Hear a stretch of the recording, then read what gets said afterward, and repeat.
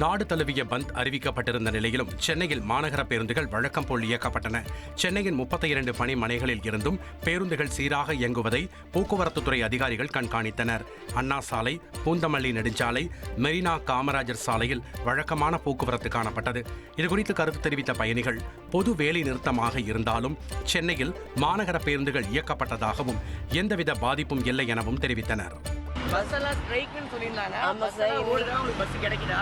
Bus இன்னைக்கு வர டைமுக்கு வேறு டைமுக்கு பஸ் இருக்குது. ஆமாம், குறைஞ்சிதான் இருக்குது பஸ் இப்போதைக்கு.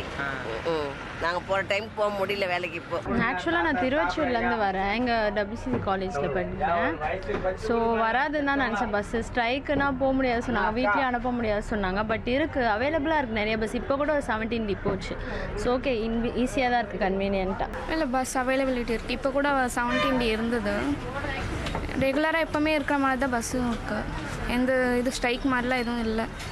ட்ரெண்டை ஃப்ரெண்ட் ஆக்கிக்கோங்க. தந்தி டிவியின் சப்ஸ்கிரைபர்ஸ் அண்ட் ஃபாலோவர்ஸ் குடும்பத்தில் நீங்களும் இணையுங்க.